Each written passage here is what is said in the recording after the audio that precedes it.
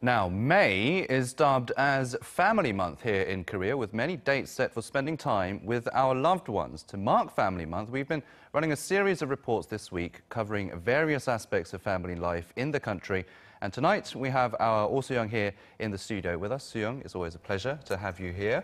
Now, so, we've been doing these series, and there's a lot of days in May that are marked to celebrate this month and to be close to our nearest and dearest. That's right. The United Nations actually since 1993 has marked May 15th as the Day of Family for countries all over the world. But Korea is quite exceptional in the fact that it celebrates various aspects and members of family throughout the whole month of May. We start with Children's Day on May 5th, when children receive presents or pocket money from their parents, and a day off from school as it's a national holiday.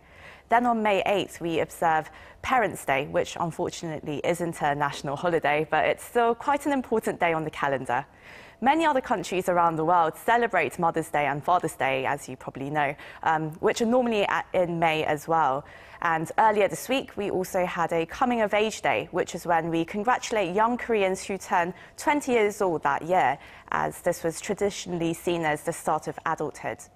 They're given symbolic gifts of roses and perfume. Tuesday was a day for couples celebrating marriage in the country. So as you can see, May is all about family and expressing your appreciation and gratitude to your loved ones.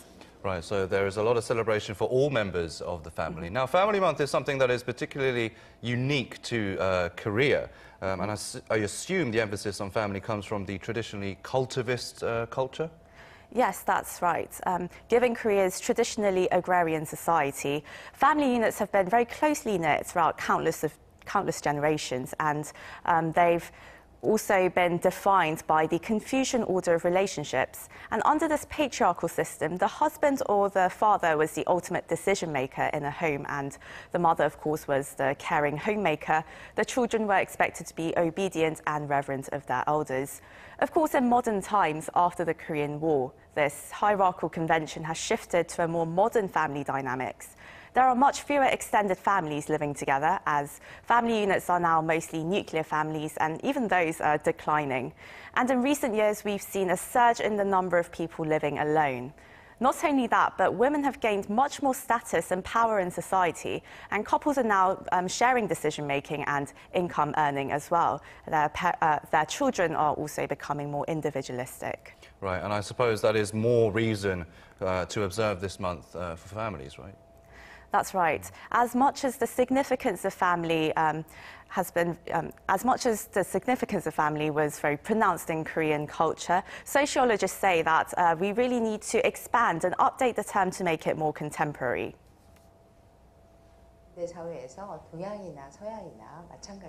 In both Eastern and Western cultures, there were some negative aspects to family-centered societies, such as patriarchal dominance. However, with growing social diversity and gender equality, the meaning of family is also changing.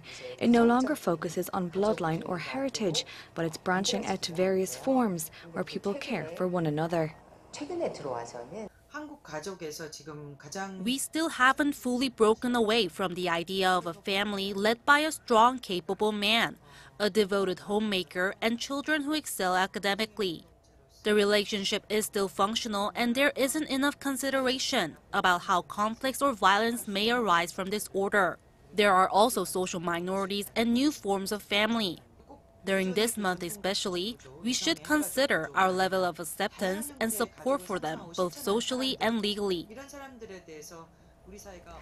So that's really why this week, with the special series on Family Month, we took a look at the more excluded members of Korean society, including those with disabilities, multicultural families and single parents as well. Now, I'm quite happy to say that Korea, for the first time, marked and celebrated a special day for single-parent families this year.